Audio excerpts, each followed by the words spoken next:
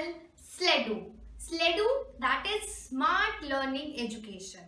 हमारा चैनल आप लोगों के लिए लेके आया है कुछ ऐसे सेशंस जिसमें आपकी हर प्रॉब्लम का सॉल्यूशन है। वो कैसे? वो ऐसे कि आपको किसी भी सब्जेक्ट में कोई भी प्रॉब्लम हो तो यहीं पर, यस, इसी चैनल पर, SLEDU पर आपको आपके सब सब्जेक्ट की प्रॉब्लम का सॉल्यूशन यही मिलेगा। तो आप हमारे चैनल को, उसके लिए क्या करना होगा आपको? तो उसके लिए आपको हमारे चैनल को सब्सक्राइब करना होगा। यस, सब्सक्राइब करेंगे तभी तो आपको नोटिफिकेशन आएगा कि कौन से सब्जेक्ट का सेशन किस डे पर है और किस टाइम पर है।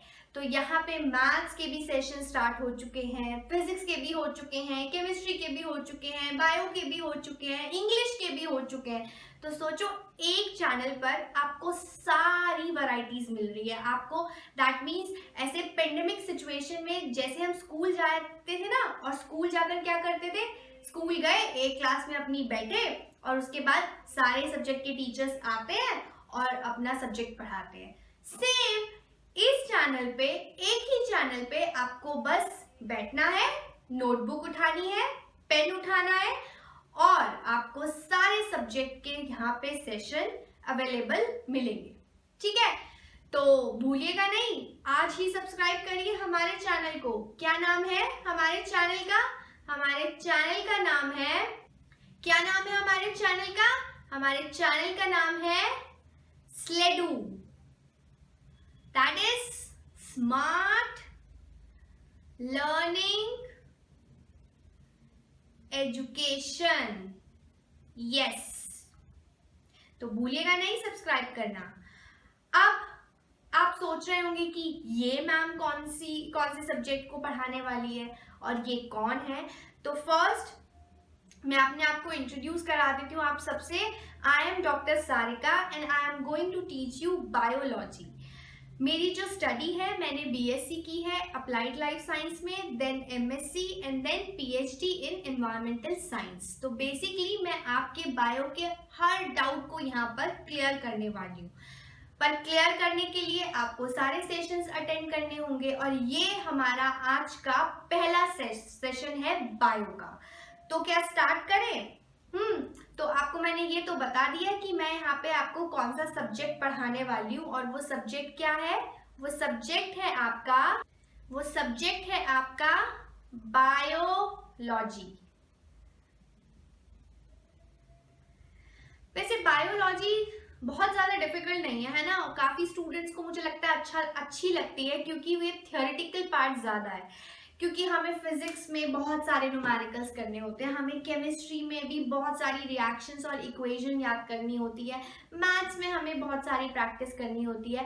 बट बायो के लिए आपको उतना एफर्ट डालने की ज़रूरत नहीं होती। तो एक प्लस पॉइंट तो हमारे पास इस सब्जेक्ट को लेके है कि हम एक बार अगर सेशन में इसको अटेंड कर ले, अच्छे से हम अपने कॉन्सेप्ट क्लियर कर ले, तो एग्जाम में हमें क्या करना होगा? सिर्फ रिवीजन करना होगा। राइट? चलो, तो सबसे पहले हम थोड़ा सा आज इस सब्जेक्ट के बारे में जान लेते हैं कि बायो है क्या। ठीक है, तो सबसे पहले अगर मैं बायो की बात करूं तो इसको मैं अगर दो वर्ड्स में स्प्लिट कर दूं तो क्या होगा? बायो और लॉजी, या जिसको हम लोगोस बोलते हैं। बायो मीन्स पता है क्या होता है? बायो मीन्स होता है लाइफ एंड लोगो मीन्स होता है, या लॉजी मीन्स होता है study. So basically the study of life और लिविंग ऑर्गेनिज्म इज, क्या हुआ आपका? बायोलॉजी। जितने भी लिविंग ऑर्गेनिजम्स होते हैं, लाइफ होती है, वो हम किस सब्जेक्ट में पढ़ते हैं? वो हम बायोलॉजी में पढ़ते हैं। बायोलॉजी जो है आपका, वो एक मल्टी डिसिप्लिनरी सब्जेक्ट है। अब इसका मतलब क्या है? इसका मतलब ये है कि बहुत सारे फील्ड आप इसमें पढ़ते हैं। जनरली क्या होता है कि अगर मैं पहले साइंस की बात करूं तो मुझे लगता है कि स्टूडेंट्स को ना साइंस से थोड़ा डर लगता है। क्यों लगता है? उनको लगता है कि अब जैसे आप 10th क्लास में, राइट, अब आप 11th में जाएंगे तो अब आपके पास एक चॉइस होगी कि आपको साइंस स्ट्रीम लेनी है या आपको कॉमर्स स्ट्रीम लेनी है। तो मैंने जो एनालाइज किया स्टूडेंट्स के बीच रह के, वो मुझे ये समझ में आया कि स्टूडेंट्स को लगता है कि साइंस पे बहुत पढ़ना पड़ता है। मुझे आप ये बताओ, अगर आप कॉमर्स लेते हो तो आप कुछ नहीं पढ़ोगे, आप मतलब आप बस छोड़ दिया आपने राम भरोसे और आप बस एग्जाम में गए और सीधा दे दिया एग्जाम? नहीं ना, पढ़ना पड़ेगा ना। आर्ट साइड लोगे तब भी आपको पढ़ना पड़ेगा, जो भी आपके सब्जेक्ट्स होंगे वो सारे आपको डिटेल में स्टडी करने पड़ेंगे, कंसेप्ट क्लियर करना पड़ेगा। तो साइंस में ऐसा क्या है भैया, साइंस भी तो नॉर्मल एक सब्जेक्ट की तरह आप उसको ले सकते हो ना। तो ऐसा डरने वाली कोई बात नहीं होती है। जिसने सोचा हुआ है कि वो साइंस लेगा लेकिन अब वो इस सिचुएशन में आ चुका है कि मुझे ज़्यादा पढ़ना पड़ेगा या मुझे कम पढ़ना पड़ेगा, तो मैं कौन सा ऑप्शन चूज करूँ? तो ज़्यादा कम तो छोड़ ही दो आपको बस जो आपका मन करे, जो आपका एरिया ऑफ इंटरेस्ट है, आप वहीं जाओ, ठीक है। तो बायोलॉजी जो है वो आपका मल्टी डिसिप्लिनरी सब्जेक्ट है, बहुत सारे फील्ड्स इसमें इंक्लूड होते हैं। आगे हम बात करेंगे कैसे।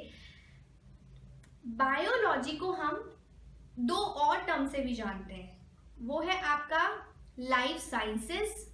जैसा कि अभी मैंने आपको इंट्रोड्यूस किया कि मेरी जो बीएससी है वो बैचलर ऑफ साइंस जो है वो मेरी लाइफ साइंस में है, और इसको हम बायोलॉजिकल साइंस भी कहते हैं। क्या कहते हैं? Biological science. अब क्योंकि हम बायो के बारे में पढ़ रहे हैं तो हमें पता होना चाहिए कि बायो का जो फादर है वो कौन है। तो that means father of biology कौन है? कौन है पता है तुम लोग को? नाम पता है उनका जिनको फादर ऑफ बायोलॉजी कहा जाता है? कुछ बच्चों को पता होगी, कुछ बच्चों को नहीं। टाइप करना जरा जल्दी से फटाफट। एरिस्टोटल। एरिस्टोटल जो है वो फादर ऑफ बायोलॉजी है। और एक और टर्म, जो टर्म बायोलॉजी कॉइन की गई, यूज की गई, वो किसने की? वो बाय लेमार्क। ये पता था? नहीं पता था ना? अभी तक नहीं पता था, राइट। अब पता चला है, अब नहीं भूलेंगे हम कि फादर ऑफ बायोलॉजी कौन है और लेमार्क किन्होंने टर्म को कॉइन किया था, वो है आपके लेमार्क। नाउ जब हम बायोलॉजी की बात करते हैं, let me draw this. Biology, it is a vast subject and composed of many specialized discipline. For example, हम बायो में स्ट्रक्चर के बारे में पढ़ते हैं, राइट? हम बायो में फंक्शंस के बारे में पढ़ते हैं। Structure of what, function of what, क्योंकि हम लाइफ की बात कर रहे हैं तो हम बायो में किसकी बात करने वाले हैं? हम बायो में plants, animals, micro organisms, human beings, इन सब के बारे में। सो बेसिकली हम जितने भी लिविंग ऑर्गेनिजम्स हैं अर्थ पर, उन सबको हम बायोलॉजी में स्टडी करते हैं। तो बायोलॉजी में आप उनके स्ट्रक्चर को स्टडी करते हैं, आप उनके फंक्शन को स्टडी करते हैं, और क्या क्या स्टडी करते हैं? आप उनके डिस्ट्रीब्यूशन को, कि प्लांट्स हाई ऑल्टीट्यूड पे कैसे डिस्ट्रीब्यूट होते हैं, लो ऑल्टीट्यूड पे कैसे डिस्ट्रीब्यूट होते हैं। सिमिलरली एनिमल्स का डिस्ट्रीब्यूशन कैसे होता है, और हम उनकी ग्रोथ के बारे में पढ़ते हैं, उनके इवोल्यूशन के बारे में पढ़ते हैं। ह्यूमन इवोल्यूशन पता है ना? ऐसे ही कौन सा प्लांट कैसे इवॉल्व हुआ, क्या क्या जनरेशन उनकी आई, ये सब हम कहाँ पढ़ते हैं? ये सब हम बायोलॉजी में पढ़ते हैं। और भी बहुत सारी चीज़ें हैं। फॉर एग्जाम्पल हम क्लासिफिकेशन पढ़ते हैं। 9th क्लास में आपने पढ़ा होगा ना क्लासिफिकेशन के बारे में, प्लांट्स का क्लासिफिकेशन, एनिमल्स का classification, kingdom, phylum, species, genus, family, order, ये सब पढ़ा है ना। तो क्लासिफिकेशन के बारे में पढ़ते हैं, और other features of living organisms, और जितने भी फीचर्स हैं हमारे लिविंग ऑर्गेनिज्म के, वो सब हम कहाँ पढ़ते हैं? बायो में पढ़ते हैं, राइट? तो ये तो थी बायोलॉजी की बात। अभी थोड़ा सा और हम इसमें स्टडी कर लेते हैं ताकि आपको एटलीस्ट क्लियर हो कि आप कौन सा सब्जेक्ट पढ़ने वाले हैं, है ना। तो ये हम चीज़ें डिस्कस करेंगे कि कौन सा सब्जेक्ट आप पढ़ने वाले हो और उसमें क्या क्या ब्रांचेस आती हैं, करेक्ट। तो अब हम बात करते हैं हमारे ब्रांचेस के बारे में। कि बायो में basically it consist of 3 branches. 3 main branch होती है बायोलॉजी की। पहली बॉटनी, दूसरी zoology, जूलॉजी भी बोलते हैं, देन थर्ड आपका माइक्रोबायोलॉजी। अब कुछ बच्चों को नाम से ही क्लियर हो रहा होगा, कुछ को नहीं पता होगा। बॉटनी जो है वो आपकी प्लांट्स के बारे में होती है। बॉटनी सब्जेक्ट में हम बेसिकली प्लांट के स्ट्रक्चर, उसका डिस्ट्रीब्यूशन, उनके फंक्शन, क्लासिफिकेशन, सब कुछ हम प्लांट्स के बारे में पढ़ते हैं, उनकी एनाटॉमी के बारे में पढ़ते हैं। और जूलॉजी में हम एनिमल्स के बारे में पढ़ते हैं, राइट। एंड माइक्रोबायोलॉजी में, माइक्रो मीन्स छोटे, तो हम यहाँ माइक्रो ऑर्गेनिज्म की बात करते हैं, उनके बारे में हम स्टडी करते हैं। और भी बहुत सारी ब्रांचेस होती है। फॉर एग्जाम्पल आपने सुना होगा जेनेटिक्स के बारे में, ये एक फर्दर फील्ड है। सी, ये तो आपकी ब्रांचेस हैं, इनमें फर्दर सब डिवीजन होता है जिसमें ऑलमोस्ट 150 फील्ड्स हैं आपके बायोलॉजी में। जैसे मैं बात करूं कि जेनेटिक्स की हमने बात करी तो उसमें आप जीन्स के बारे में पढ़ते हो, राइट। हम इवोल्यूशन में कैसे इवॉल्व हुआ, कैसे सब कुछ आया, उसके बारे में पढ़ते हैं। देन आपका एक वायरोलॉजी है, वायरोलॉजी में हम वायरसेस के बारे में पढ़ते हैं। देन आपका और भी बहुत सारी है, जैसे इकोलॉजी है, इकोलॉजी में हम रिलेशनशिप पढ़ते हैं ऑर्गेनिज्म के बीच में, और एक और दूसरे 2 ऑर्गेनिज्म के बीच में क्या रिलेशनशिप होता है वो हम इकोलॉजी में पढ़ते हैं। ऐसे बहुत सारी ब्रांचेस हैं जो हम बायोलॉजी में स्टडी करते हैं। तो ये तो था एक छोटा सा इंट्रोडक्शन आपका बायो को लेके, आपके सब्जेक्ट को लेके। पर चैप्टर को स्टार्ट करने से पहले मुझे एक और इम्पॉर्टेंट टॉपिक डिस्कस करना है आपके साथ, जो है आपका, बता दूं क्या है, क्या डिस्कस करना चाहती हूँ। एक्चुअली थोड़ा सा आपके फ्यूचर के बारे में डिस्कस करना चाहती हूँ। अब आप सोच रहे होंगे कि मैम ने तो अभी पहली क्लास भी नहीं ली और मैम हमारे फ्यूचर तक पहुंच गई है।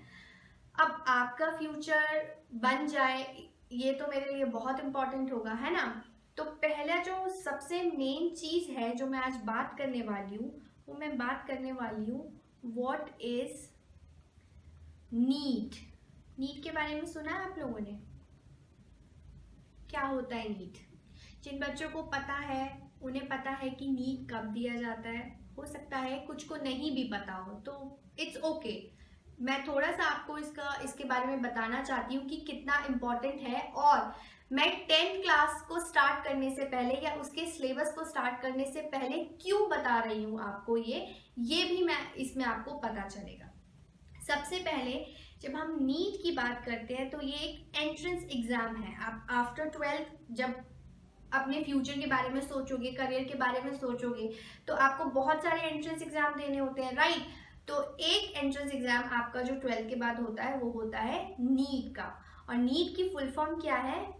National eligibility cum entrance test. ये आपका एक एंट्रेंस टेस्ट होता है। किस पर्पस के लिए होता है? फॉर एडमिशन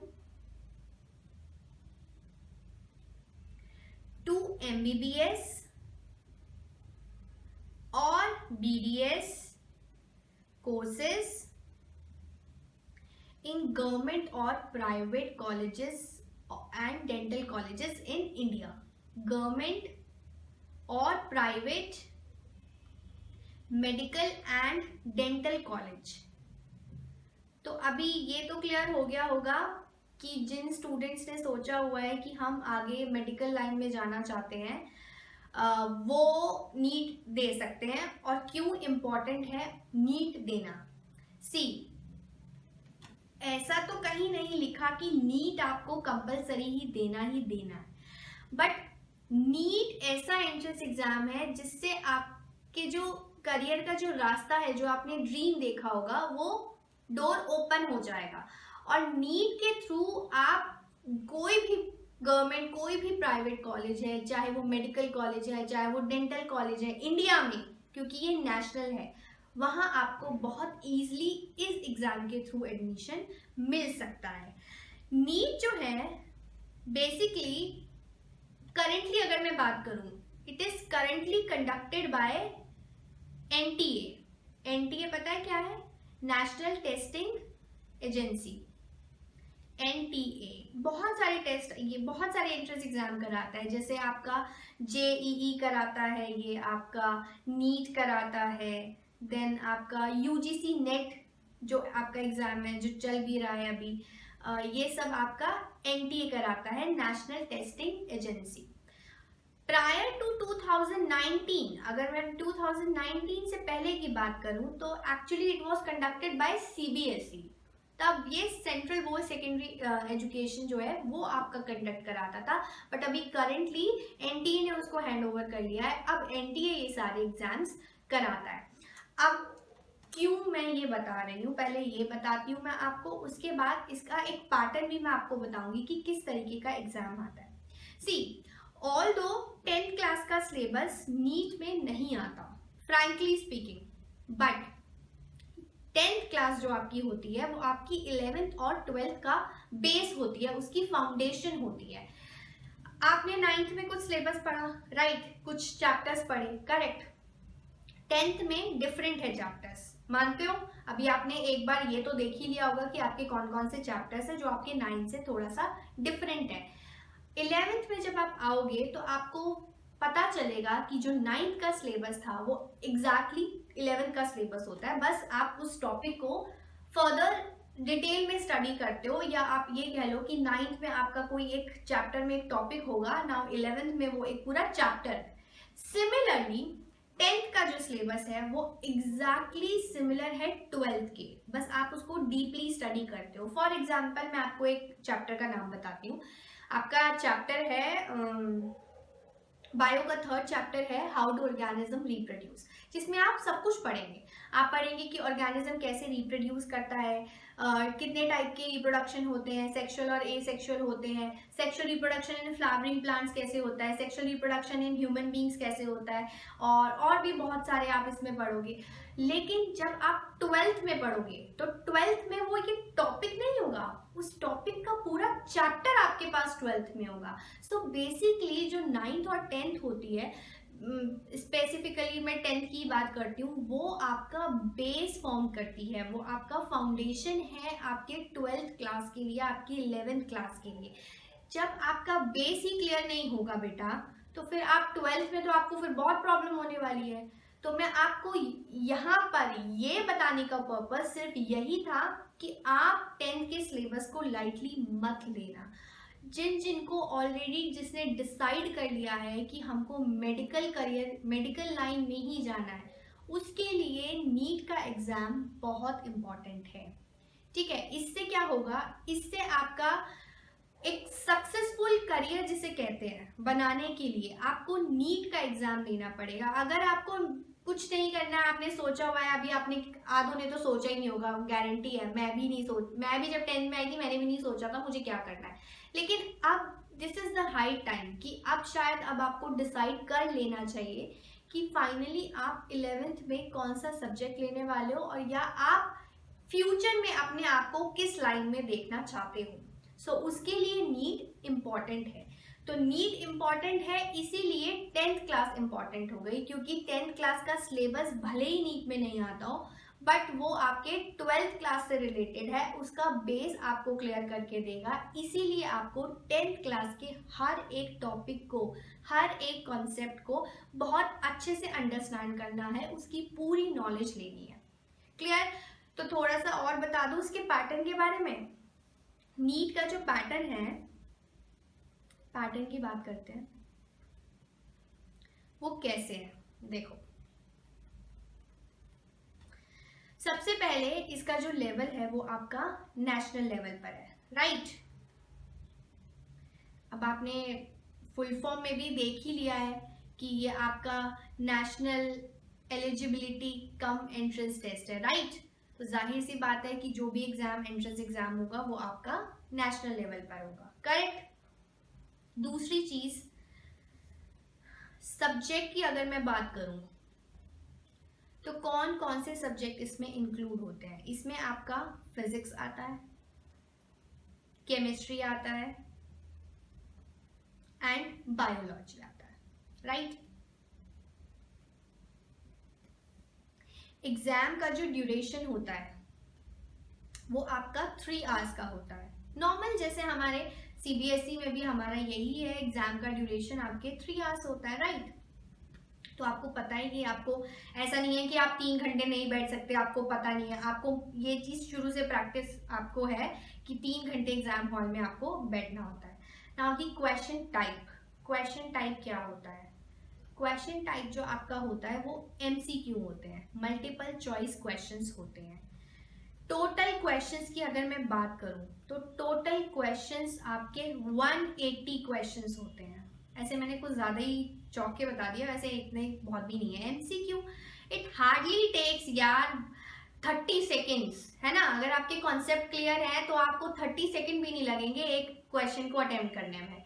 तो 180 क्वेश्चंस होते हैं, जिसमें से अभी ये इंपॉर्टेंट है, केमिस्ट्री के में 45 क्वेश्चंस आते हैं, फिजिक्स में भी 45 क्वेश्चंस आते हैं, बट बायो में 90 क्वेश्चंस आते हैं। 90 क्वेश्चंस वो डिवाइड होते हैं, जैसे बॉटनी हो गई, इसमें जूलॉजी हो गई, इन सबको मिला के आपके 90 क्वेश्चंस आते हैं, right? Now the marking scheme. Marking scheme क्या है? मार्किंग स्कीम ये है कि अगर आपने करेक्ट आंसर दिया तो आपको +4 मिलेंगे, +4 फॉर करेक्ट आंसर, राइट? और अगर आपने इनकरेक्ट आंसर दिया तो क्या होगा? -1 for incorrect answer. That means इस एग्जाम में आपकी नेगेटिव मार्किंग भी है। अब नेगेटिव मार्किंग है तो मतलब कि बहुत सोच समझ के आपको क्वेश्चन को अटेम्प्ट करना होगा। एमसीक्यू में ना प्रॉब्लम क्या होती है, मेरे साथ तो होती थी ये प्रॉब्लम, जब मैं पीएचडी का एंट्रेंस एग्जाम देने गई थी तो उसमें एक सेक्शन था जिसमें एमसीक्यू थे, वो इन्वायरमेंटल साइंस से था रिलेटेड, ठीक है, क्योंकि मेरी इन्वायरमेंटल साइंस में पीएचडी है। तो कुछ क्वेश्चंस ऐसे होते हैं जिसमें आपको पता होता है कि दो जो ऑप्शन है वो तो बिल्कुल नहीं है, लेकिन जो बाकी के 2 ऑप्शंस हैं वो दोनों ही लगते हैं आपको, है ना? अब ये जो प्रॉब्लम है कि 2 ऑप्शन में से कौन सा है, ये कैसे सॉल्व हो सकती है? ये सिर्फ तभी सॉल्व हो सकती है जब आपके सब्जेक्ट से रिलेटेड आपको सारे कॉन्सेप्ट क्लियर हो। क्योंकि आज के टाइम की अगर मैं बात करूं तो ये जो पैटर्न चला आ रहा है एग्जाम में, ये ज्यादातर कैसा होता है, ये ज्यादातर एप्लीकेशन बेस्ड होता है। तो एप्लीकेशन बेस्ड की जितने भी क्वेश्चंस होते हैं उसके लिए आप किसी भी सब्जेक्ट को मगअप नहीं कर सकते। मतलब कि जिसकी रट्टाफिकेशन पावर बहुत अच्छी है उसको लगता है कि वो कर लेगा, नहीं। आपको बेसिक नॉलेज होनी चाहिए, आपको कॉन्सेप्ट क्लियर होनी चाहिए, तभी आप वो एप्लीकेशन बेस्ड क्वेश्चन को बहुत इजीली अटेम्प्ट कर सकते हो। सो ये चीज़ आपको बहुत अच्छे से ध्यान रखनी है कि अगर किसी को नीट का एग्जाम देना है तो वहाँ पे नेगेटिव मार्किंग होती है, इसलिए आपको बहुत ध्यान से हर एक क्वेश्चन को पढ़ना होगा, और जब तक आप श्योर नहीं है तब तक आप उसको टिक नहीं करेंगे। क्योंकि ऐसा होता है ना कि जहाँ नेगेटिव मार्किंग नहीं है वहाँ तो हम ये सोचते हैं कि कुछ भी लगाया हो, कोई तो क्वेश्चन पे तुक्का सही लगेगा, है ना? ऐसे ही होता है ना। लेकिन यहाँ इस केस में आप ऐसा नहीं कर सकते, राइट? सो नीट क्यों जरूरी है? नीट इसलिए जरूरी है to make a successful, better and reputed career in the healthcare sector or medical line. Students must prepare for NEET after 12th class and make it possible. अच्छा, एक और चीज मैं भूल गई, इसमें आपके 12th में 40% मार्क्स आपको, सॉरी 50% मार्क्स आपको चाहिए होता है। Physics, chemistry, bio and English, इन चारों को मिला के आपके 50% मार्क्स होने चाहिए। तो वो तो बहुत आराम से आ जाएंगे, उसमें तो कोई टेंशन ही नहीं है। और वैसे भी अब तो स्लेडू आपके साथ है तो सारे सब्जेक्ट तो आपके यहीं पर सारे डाउट्स क्लियर हो जाएंगे, है ना? तो आगे बढ़े तो स्टार्ट करते हैं हम अपना पहला चैप्टर बायो का, that is life process, right? So let's start with the chapter life process. सबसे पहले हम इसके इंट्रोडक्शन की बात करते हैं। आपको पता है कि जब हम लाइफ प्रोसेस की बात करते हैं तो जो भी लिविंग ऑर्गेनिज्म से रिलेटेड उसकी लाइफ के बारे में, उसकी प्रोसेस के बारे में, वो हम इस चैप्टर में स्टडी करने वाले हैं, राइट। तो सबसे पहले हम स्टार्ट करते हैं उसके कैरेक्टरिस्टिक्स फीचर्स से। Characteristic features of living organism. Living organism है, चाहे वो लाइफ बोल लो आप, तो उसके कैरेक्टरिस्टिक्स क्या है। तो सबसे पहले आज हम कैरेक्टरिस्टिक्स की बात करेंगे। तो अगर हम कैरेक्टरिस्टिक्स की बात करें तो सबसे पहले क्या है, it is made up of cells. All the living organisms they are made up of cells. पढ़ा था ना, किसने पढ़ा था, क्लास 9 पे पढ़ा है ना। कौन सा चैप्टर है, फंडामेंटल यूनिट ऑफ लाइफ। क्या थी fundamental unit of life, cell, right. दूसरा है all living beings they respire, right. Non living beings तो नहीं करते ना रेस्पायर, कहीं सोचा हो कि नॉन लिविंग भी करते हैं, पक्का ना, क्लियर है ना ये चीज। तो नेक्स्ट है आपका next characteristic, they all need energy. जितने भी लिविंग ऑर्गेनिज्म है सभी को क्या सब चीज चाहिए होती है, सभी को एनर्जी की रिक्वायरमेंट होती है। फोर्थ, दे शो मूवमेंट। चाहे वो प्लांट्स हो, यस प्लांट्स भी मूव करते हैं, एनिमल्स हो, माइक्रो ऑर्गेनिजम्स हो, सभी क्या करते हैं, मूवमेंट शो करते हैं। Fifth, all living beings reproduce, right. तो ये तो हो गए कुछ characteristic features of living organism. अभी सबसे पहले इस चैप्टर में एक कॉन्सेप्ट है जो इंटरेस्टिंग है थोड़ा सा, लेकिन इंपॉर्टेंट भी है, ठीक है। तो उसको स्टार्ट करें हम। उस टॉपिक का नाम है लेवल्स ऑफ ऑर्गेनाइजेशन। क्या है, लेवल्स ऑफ ऑर्गेनाइजेशन। अब अभी तक हमने दो चीजों की सबसे ज्यादा बात की। एक तो हमने लिविंग ऑर्गेनिज्म की बात की, जो ऑर्गेनिज्म है आपका। एक हमने अभी कैरेक्टरिस्टिक में बात की, इंपॉर्टेंट पॉइंट है जो हमारा क्या है, सेल्स। तो दोनों को लेके चलते हैं, सेल्स और ऑर्गेनिजम्स। ऑर्गेनिज्म को टॉप पे रखते हैं, सेल को बॉटम पे रखते हैं। अब क्योंकि आपको पता है कि cell, all the living organism they are made up of cell, तो हमारा जो पहला लेवल होता है ऑर्गेनाइजेशन का वो क्या है, वो हमारा सेल है, राइट। सेकेंड लेवल जो है हमारा वो है आपका टिश्यूज। तो सेकेंड लेवल ऑफ ऑर्गेनाइजेशन क्या है, टिश्यूज। और टिश्यूज क्या है, a group of cells that have similar structure and function. बहुत सारे सेल्स जब एक ग्रुप में बनाते हैं जिनका स्ट्रक्चर और फंक्शन सिमिलर होता है, उनको हम बोलते हैं टिश्यूज, स्ट्रक्चर एंड फंक्शंस। तो हमारा सेकेंड लेवल क्या है, हमारा सेकेंड लेवल है tissues. Now the third level of organization is organ. अब ऑर्गन क्या है, ऑर्गन हमारा group of tissues that carry out one specific task.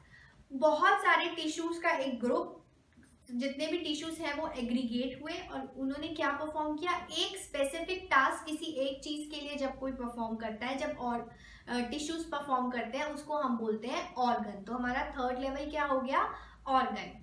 Now the fourth level is organ system. हमारा level of organisation का fourth level है organ system.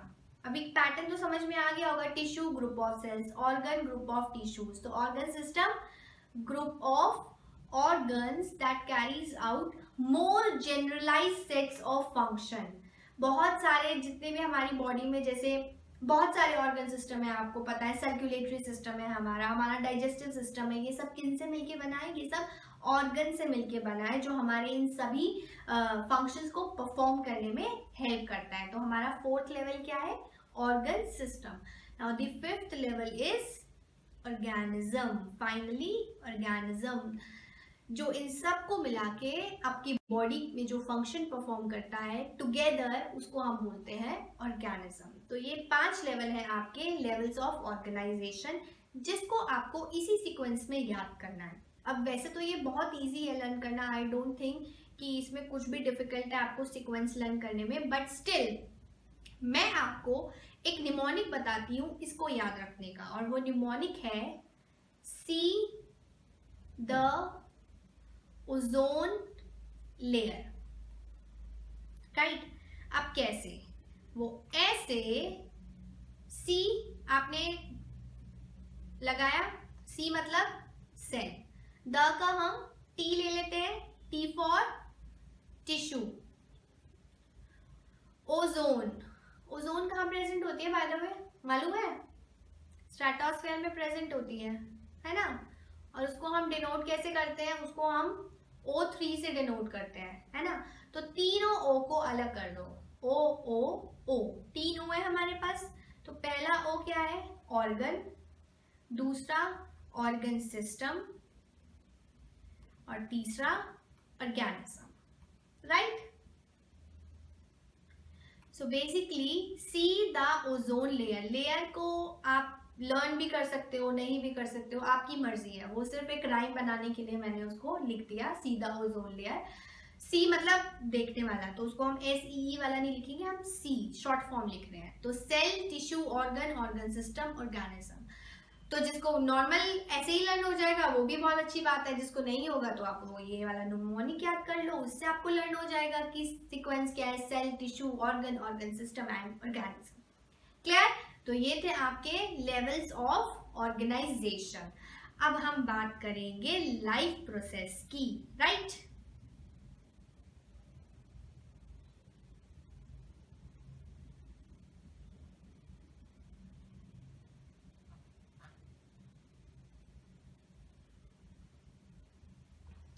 So life process, हमारे life में उसको चलाने के लिए, सरवाइव करने के लिए बहुत सारी लाइफ प्रोसेस होती है। We have various life process. लेकिन उसको बताने से पहले मैं आपको एक वर्ड बताती हूँ, एक किसी का नाम बताती हूँ, जिससे आपको ये सारी प्रोसेस लर्न हो जाएंगी। वो है मिसेस नर्ग। बस आपको ये नाम याद रखना है। अगर क्वेश्चन आता है कि what are the life process, different life process for maintaining life, तो आपको ये नाम याद रखना है, मिसेस नर्ग। वो कैसे, देखो एक काम करते हैं, इनके सारे जो भी नाम में लेटर्स हैं उन सबको सेपरेट कर देते हैं। तो MRS, मिसेस, NERG, सब सेपरेट हो गए। अब एक एक करके हम इसको स्टार्ट करते हैं। M for movement, movement means changing place और पोजीशन। आप एक प्लेस से दूसरे प्लेस पर आने के लिए आप क्या करते हो, आप पोजीशन को चेंज करते हो, तो वो आपका क्या है, मूवमेंट। आप एक जगह से दूसरी जगह जाने के लिए मूव करते हो, राइट। तो पहला लाइफ प्रोसेस है हमारा मूवमेंट। दूसरा लाइफ प्रोसेस है हमारा R, और R means respiration, right. Respiration means क्या होता है, ऑब्टेनिंग एनर्जी और generating energy, right. Now the third is S, और S फॉर सेंसिटिविटी। कुछ बच्चे बहुत सेंसिटिव होते हैं, सुना है ना, वो वाली सेंसिटिविटी नहीं है, मतलब उसी से रिलेटेड है, बताती हूँ कैसे। Means being aware of the surroundings. For example, जैसे हमारे सेंस ऑर्गन्स होते हैं, स्मेल करने का ऑर्गन है, हमारे टेस्ट का अलग ऑर्गन है ना। तो इन सब चीज़ों को बोलते हैं सेंसिटिविटी। जो भी आपके आसपास सराउंडिंग में है वो आप उसको कैसे पहचानते हो, सेंस ऑर्गन्स के थ्रू पहचानते हो। फॉर एग्जाम्पल, अगर यहाँ पे हॉट प्लेट है और हॉट प्लेट को अगर आप टच कर रहे हो, तो टच करते ही आपका पहला रिएक्शन क्या होता है, आपका हाथ दूर जाता है। वो क्यों जाता है, क्योंकि आपको पता होता है कि वो हॉट प्लेट है, वो गर्म है, आप उसको टच नहीं कर सकते ज्यादा देर तक। तो यही चीज है कि being aware of your surroundings is sensitivity, right. Now next है आपका N मीन्स न्यूट्रिशन, और न्यूट्रिशन तो आपको पता है, obtaining food to build a body, right. Next है आपका E, which means excretion. Excretion का मतलब क्या होता है? Removal of waste. किसी भी लिविंग ऑर्गेनिज्म की बॉडी में जब बहुत सारा वेस्ट इकट्ठा हो जाता है तो वो किस तरीके से, किस प्रोसेस से रिमूव होता है, उसको हम एक्सक्रीशन बोलते हैं, राइट। नेक्स्ट है आपका आर, विच इज रिप्रोडक्शन। और रिप्रोडक्शन का मतलब आपको पता है, क्रिएटिंग और प्रोड्यूसिंग न्यू ऑफस्प्रिंग या न्यू इंडिविजुअल्स, राइट। नेक्स्ट आपका लास्ट है G, that is growth. Growth means increase in number और इंक्रीज इन साइज। तो ये आपकी 7 लाइफ प्रोसेस है जो आपको पता होनी चाहिए।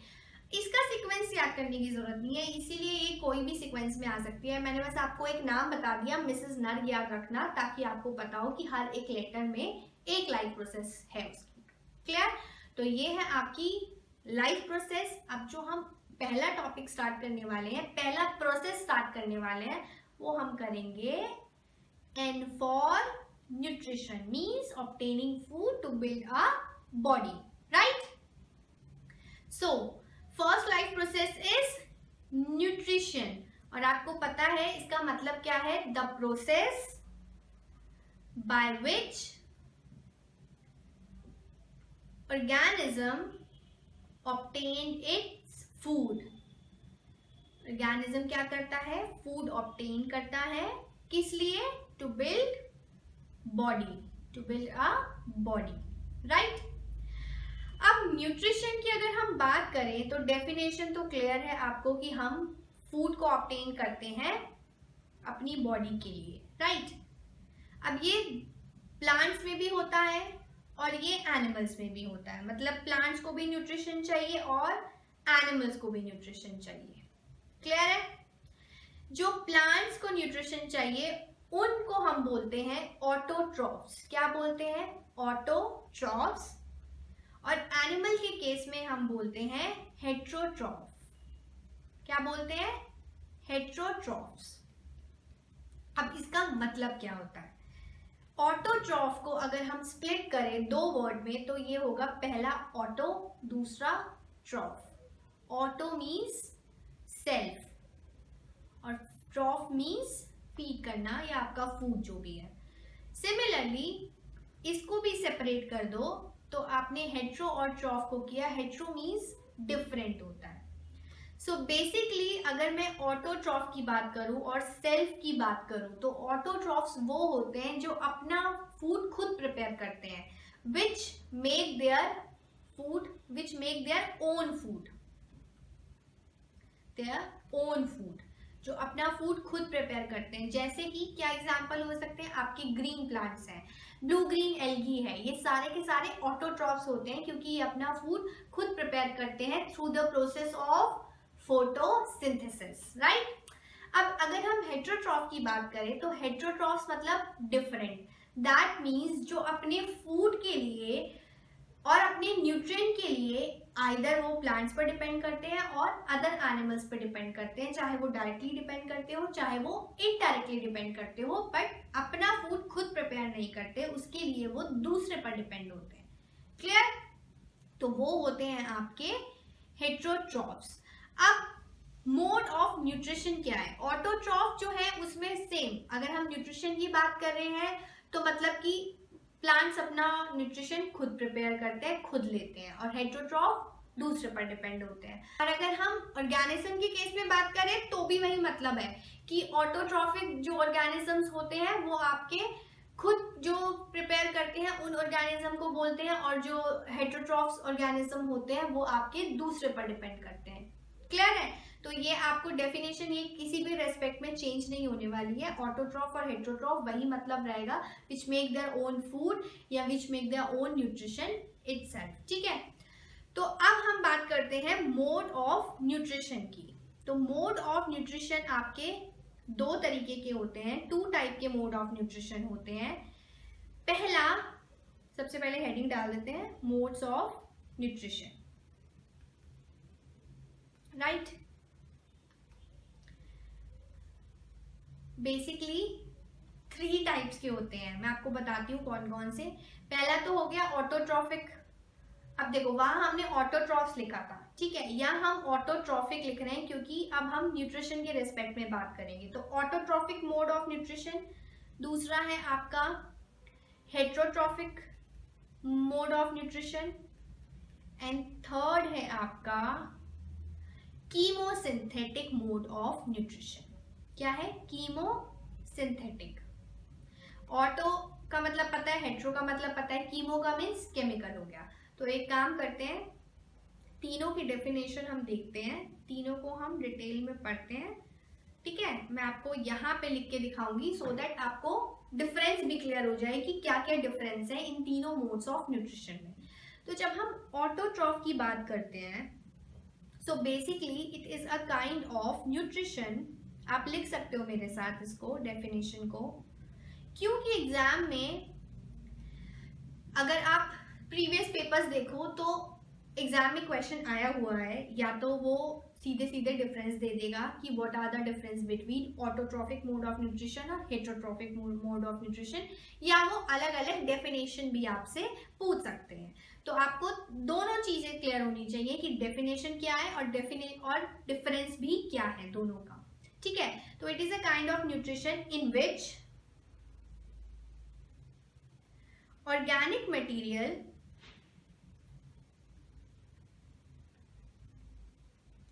फॉर एग्जाम्पल आपके कौन कौन से ऑर्गेनिक मटेरियल है, CO2 है, वाटर है, etcetera, they are utilized to produce और टू प्रिपेयर ऑर्गेनिक फूड। अपना फूड वो कैसे प्रिपेयर करते हैं? CO2 और वाटर से। किसकी हेल्प से? कौन सी प्रोसेस है वो? By the process of photosynthesis. यही तो होता है फोटोसिंथेसिस में, सनलाइट की प्रेजेंस में जितने भी ऑर्गेनिक मटेरियल है आपके, CO2 है, वाटर है, उनको यूटिलाइज करके अपना फूड प्रिपेयर करते हैं, जिस प्रोसेस को हम बोलते हैं photosynthesis. For example all green plants, right? Now heterotrophic mode of nutrition. Heterotrophic mode of nutrition is a kind of nutrition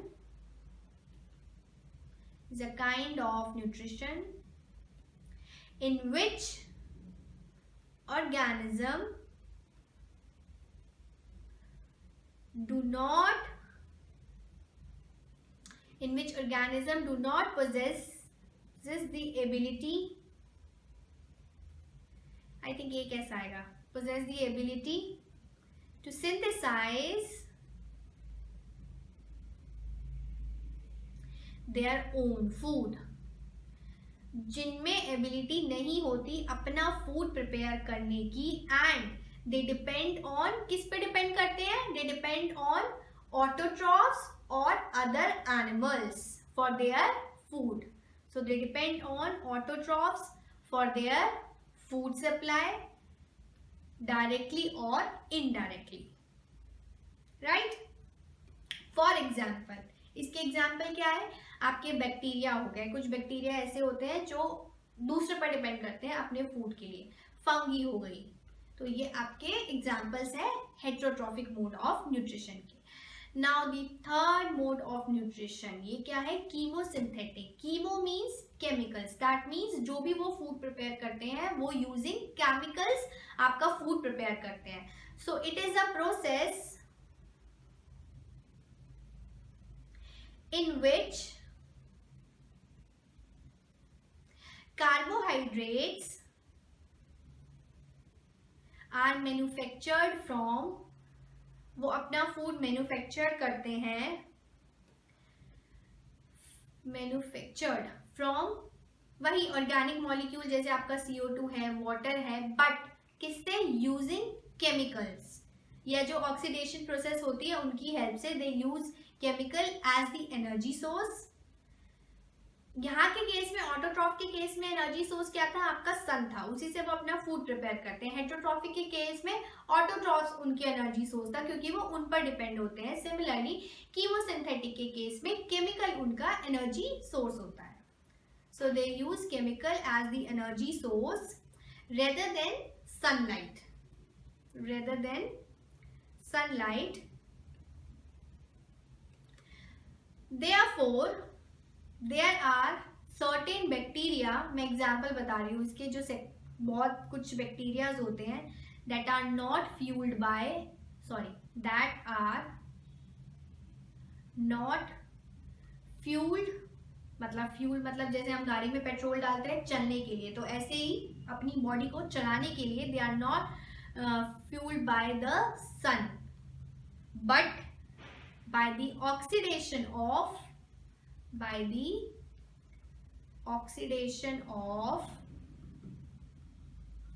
simple inorganic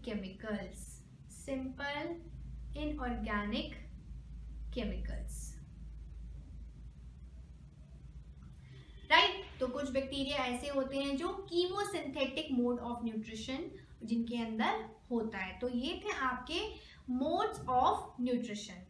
I think आज के लिए इस सेशन में इतना हम लोग का एक्सप्लेनेशन काफ़ी है, बट एक काम और हम कर सकते हैं इसके साथ साथ, जो आपके बुक में इंडेक्स क्वेश्चंस दिए हुए हैं इस टॉपिक से रिलेटेड, वो हम एक बार देख लेते हैं कि कौन कौन से टॉपिक आपके कौन कौन से क्वेश्चंस आपके दिए हुए हैं। ठीक है, तो हम क्वेश्चंस पे चलते हैं।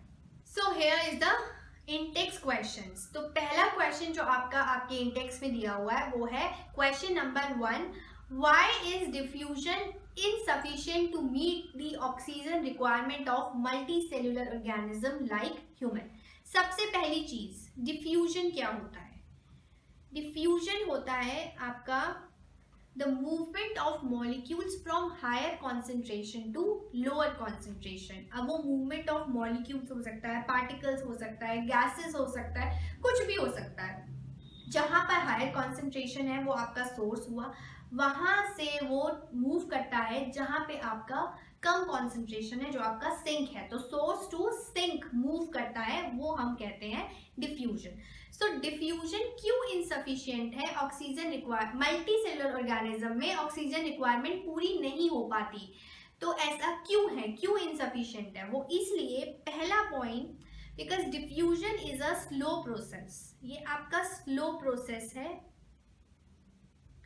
And when we talk about multicellular organism में all the body cells they are not expose to the environment, सारे बॉडी सेल्स इन्वायरमेंट में एक्सपोज नहीं होते, इसीलिए यही एक रीजन है that they may not get enough oxygen through diffusion. तो हम इसको कैसे लिखेंगे? पहला point, diffusion is a slow process. दूसरा, इन multicellular organism all the body cells, multicellular organism लिख लेना, all the body cells they are not exposed to the environment, they are not exposed to the environment, therefore they may not get enough oxygen through diffusion, right? तो इसका answer आप ऐसे लिखोगे। Clear? Now the second question is, what criteria do we need to decide whether something is alive? मतलब हम किस criteria के based पर डिसाइड करते हैं कि कुछ जो है वो लिविंग है या नहीं है? तो बेसिकली आपको यहाँ पे कैरेक्टरिस्टिक्स फीचर्स बताने हैं लिविंग ऑर्गेनिज्म के। हमने क्या क्या पढ़े थे? हमने बताए थे ना कैरेक्टरिस्टिक्स फीचर्स, स्टार्टिंग में हमने पढ़े हैं, तो बस वही चीज आपको लिखना है। जैसे they made up of cells, पहला यही था। Then all living beings they respire, they show movement, all living beings reproduce, और क्या क्या था? need food, they needs food for energy, life activities को परफॉर्म करने के लिए they need energy, right? तो और क्या हो गया? they grow, ग्रोथ था एक, grows and respond to stimuli, sensitivity वाला याद है ना, स्टिमुलाई स्टिमुलस, कुछ भी हो सकता है, आपका हॉट प्लेट हो सकता है, वाटर हो सकता है, एनीथिंग, तो दे रिस्पॉन्ड टू स्टिमुलस। तो ये आप सब लिखते ना, ठीक है। इसमें अभी नेक्स्ट क्वेश्चन हम देख लेते हैं कि क्या है। नेक्स्ट क्वेश्चन है आपका,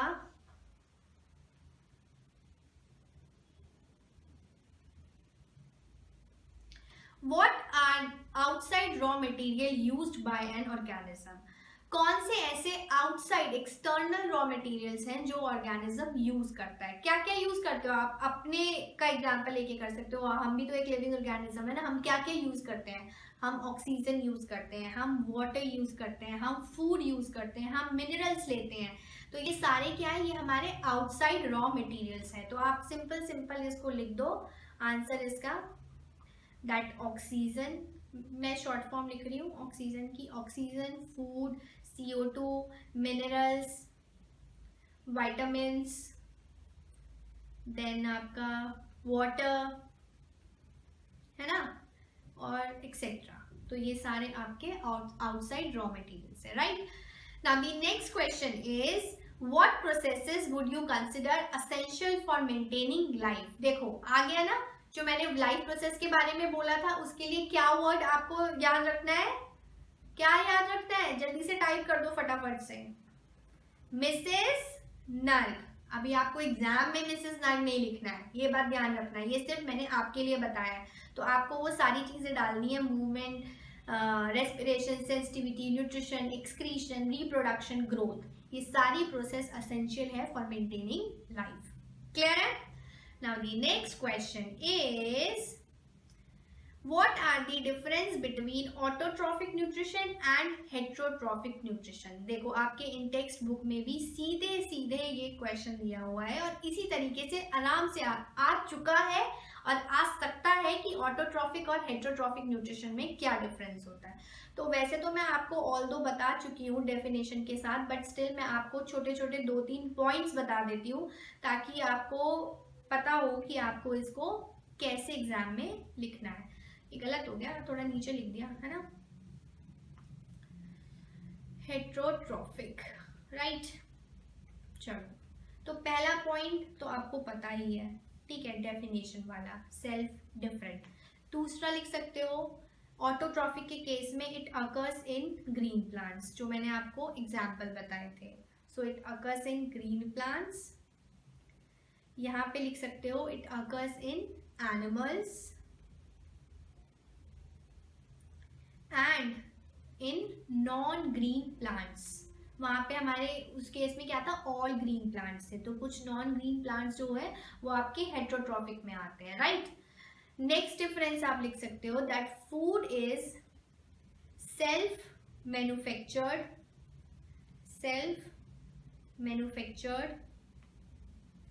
बाय यूजिंग रॉ मटेरियल्स। और वो रॉ मटेरियल्स क्या हैं आपके, कार्बन डाइऑक्साइड, वाटर, है ना, यही सब है ना। So the food is self manufactured by using raw material. और यहाँ पे आप लिख सकते हो रेडीमेड फूड। अब जो दूसरे पर डिपेंड कर रहे हैं उनको, तो उनके लिए तो वो रेडीमेड खाना ही हो गया ना, कि बस पका पकाया मिल गया और खा लिया। जैसे मम्मी बनाती है घर में और हमको क्या मिलता है, पका पकाया खाना, तो हम क्या है, हेट्रोट्रॉफ्स हैं, है ना। तो readymade food is obtained. In this case readymade food is obtained. कहाँ से लेते हैं ऑटोट्रॉफिक, प्लांट से लेते हैं, फ्रॉम प्लांट्स आइदर डायरेक्टली और इनडायरेक्टली, राइट। तो ये आपका हो गया second point complete. Now third point में आप लिख सकते हो कि in case of autotrophic chlorophyll is required. Green plants अपना किससे, ग्रीन पिगमेंट से, जो सनलाइट किसको कैप्चर करती है, कौन है वो, कौन सा वो पिगमेंट है जो सनलाइट को कैप्चर करके फूड प्रिपेयर करता है, तो क्लोरोफिल। सो ऑटोट्रॉफ्स में क्लोरोफिल इज रिक्वायर्ड और यहाँ पे नॉट रिक्वायर्ड, ठीक है। उसको थोड़ी ना जरूरत है कि उसको क्लोरोफिल मिल रहा है कि नहीं मिल रहा है, या उसकी बॉडी में क्लोरोफिल है या नहीं है, उसको तो खाना पका पकाया मिल रहा है, ठीक है। और एक आपकी जो मैंने आपकी डेफिनेशन लिखवाई थी वो भी आप इसमें पूरा कंसिडर कर सकते हो। अब डिफरेंस वाले क्वेश्चन में मुझे आपको एक पॉइंट और क्लियर करना है। जनरली मैंने जो देखा है एज अ टीचर, कभी कभी कुछ स्टूडेंट्स क्या करते हैं, जो डिफरेंस वाले क्वेश्चन होते हैं उनको लगता है कि डिफरेंस जो है ना, एक दो, अब ऑटोट्रॉफ और हेटेरोट्रॉफी लेते हैं, सपोज ऑटोट्रॉफ और हेटेरोट्रॉफ में आपका डिफरेंस आया, तो बस सीधे सीधे डेफिनेशन लिख दिया आपने, तो आपको लगता है खत्म काम। डिफरेंस का मतलब होता है कि आप एक पॉइंट को लेके चल रहे हो और उस एक पॉइंट के रिस्पेक्ट में दोनों को एक्सप्लेन कर रहे हो। फॉर एग्जाम्पल, जैसे हम पहला पॉइंट ले रहे हैं, ऑटोट्रॉफी के केस में it occurs in green plant, तो हम बता रहे हैं कि कहाँ मिलता है, कहाँ पर होता है, ये हमारा पॉइंट है। अब इसके रेस्पेक्ट में हमें डिफरेंस बताना है कि autotrophs occurs in green plants and heterotrophs occurs in animals और नॉन ग्रीन प्लांट्स। अब अगर आप ऐसे लिखोगे कि पहला difference occurs in green plants और हेटेरोट्रॉफ में लिख दिया कि क्लोरोफिल इज नॉट रिक्वायर्ड, तो बताना ये कहीं से डिफरेंस हुआ? खुद सोचो आप, नहीं हुआ ना।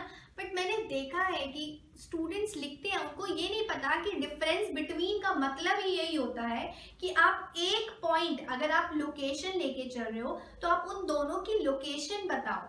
अगर आप एनर्जी का पॉइंट लेके चल रहे हो तो मोर एनर्जी इज रिक्वायर्ड और लेस एनर्जी रिक्वायर्ड, ये आप बताओ। ऐसा नहीं कि पहला पॉइंट कुछ भी लिख दिया, दूसरे में कुछ भी पॉइंट लिख दिया, वो आपने नहीं करना है। तो जो भी क्वेश्चंस डिफरेंस बिटवीन के आएंगे पूरे सिलेबस में, कितने भी सेशंस में हो, मैं आपको सब यही चीज कंसिडर करूंगी सबसे पहले और यही सजेस्ट करूंगी, और मैं लिखवाऊंगी भी कि आपको इस क्वेश्चन में किस तरीके से डिफरेंशिएट करना है। क्लियर? लेकिन आप भी इस बात को ध्यान रखेंगे कि अगर आप डिफरेंस बिटवीन की बात कर रहे हो तो आपको एक पॉइंट लेके दोनों को एक्सप्लेन करना है। क्लियर?